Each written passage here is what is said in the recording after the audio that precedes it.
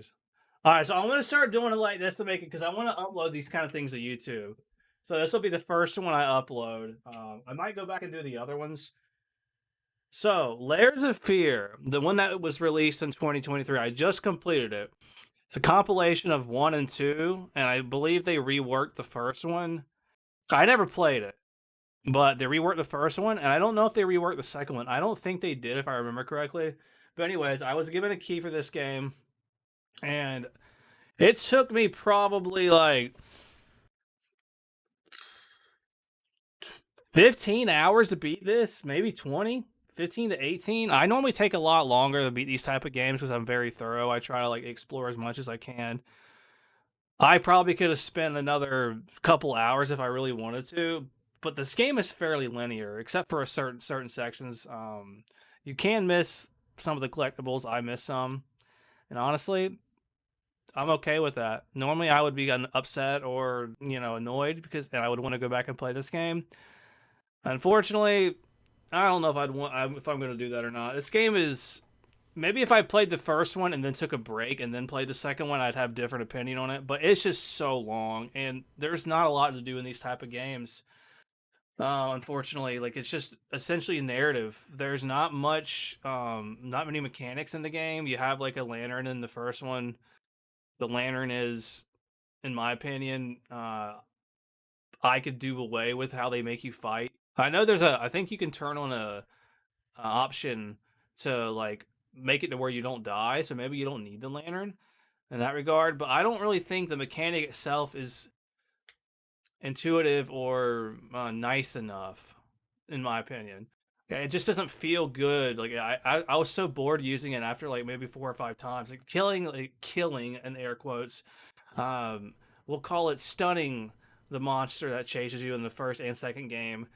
Although you use different tools to do it, it's the same concept, and it's not a challenge, it's just a chore. So I don't really know. I don't think it was a good choice. So if it's something they added from the first game they didn't have and they put it in this one when they compiled them together combined, then I don't think it was a good choice. Again, I didn't play the first one, sorry.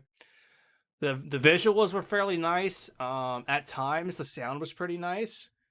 I think it is a little exhausting playing this game for me because of all the, we'll call it like dreamy sequences. It feels like you're hallucinating a lot, or it's just psycho, like it's like psychotic behavior in a way. And to me, it's hard to follow some of those things. Not that I need something, you know, simpler or more, believable per se, but it just I get fatigued whenever I go through a door and then I'm in that room and I have to turn around and go about the same door and it opens up a whole brand new like area, like you're teleported somewhere else.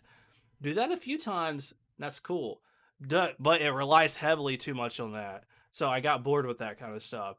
Um Still, with that being said, I wasn't like, I got bored with the game, yes, but for the most part, it kept my attention. I do like the change of atmospheres from the first and second game. I feel like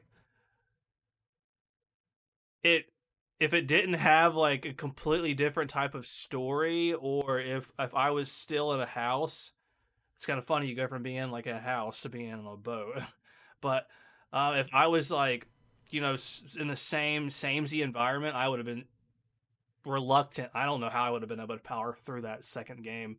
I did like the second game better, like the actor story. I did like the actor story better than the painter story, and most of that's because of you have to utilize the mechanic of stunning the monster a lot more in the first game, and I just really didn't like it. It wasn't challenging; it was just annoying. I also felt like the introduction of a couple new mechanics in the second game, like crouching. I know there was no crouching in the first game, but crouching actually did make a big difference. You climb a little bit more in that game, so it was a little bit more verticality versus just going upstairs, up and down stairs all the time.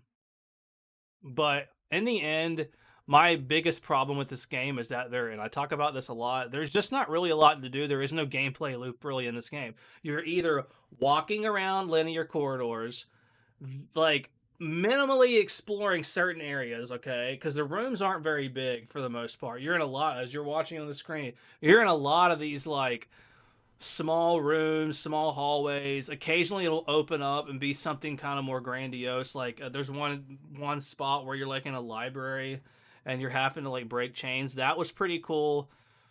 There are certain like things about the game that were nice, like very creative, like in the painter story when you're playing as, I believe it was the child, and you were going through some of the sequences there, like this the recreation of like the memories you're having were nice.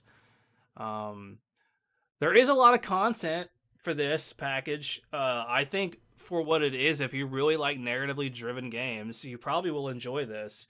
If you don't care about difficulty and you want to try to be immersed and you're really good at picking up on like subtle clues to like what's going on, you might actually really enjoy this game. But for me personally, I just got so tired. I really did. I mean, if I would have had better, like more puzzles, that's all I needed was just more puzzles. There wasn't enough puzzles in this game. There were some decent ones, but none of them stuck out really. And I feel like that was the biggest flaw with this game is there was not enough puzzles because you're not fighting really anything.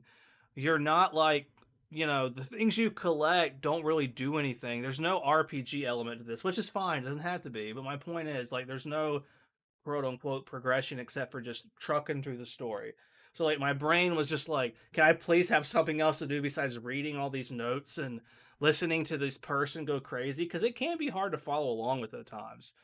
So, that's pretty much it. That's my thoughts on this game. I feel like if you like narratively driven games and you like horror, you might enjoy this. It wasn't scary to me at all. I was not scared. I had a few jump things. That's because it got really loud out of nowhere. Or, I mean, come on. If something jumps in front of you like once or twice out of nowhere, you're going to be like, the hell? But if it happens a lot, which it does, then you kind of become immune to it. And that eventually happened. So, pretty solid game, I guess. I guess.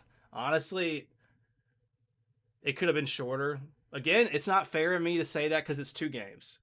The second game felt fine lengthwise. I will say that. The second game felt fine lengthwise. The first one was a lot longer because I think there was downloadable content or additional content added later. Like you played like as the musician and you played as the daughter. So if I take those away and just focus on the painter himself story, it might have been okay length. Like everything together might be okay if it was base game and it was separated from one another. But for me, for this being a compilation of all of everything, and so in my head, I'm thinking this is one game, one playthrough. Like if I didn't see that message at the end where it said this is a combination of one and two, and if I didn't know that, I'd have been like, dang, this is a long game. Like, and it's like, again, too samey, but in my head, I'm trying not to like be too judgmental or hard on that. If I had to give this game a score, I'd give it a 5.5 or a 6. 5.5 probably, honestly. It's a nice looking game. The sound's pretty decent. It's got some good ideas, but me personally, if I'm starting to get really bored in a game like this and there's nothing else for me to do, I am not going to be a happy person. So, but still, I still appreciate it for what it is. It's just too long. Need more to do. So that's my thoughts, my opinions on Layers of Fear, the 2023 edition. So, if you like, I said, narrative games, you'll probably enjoy this. 5.5 might sound like a harsh score, but for me personally, it just didn't do it for me. So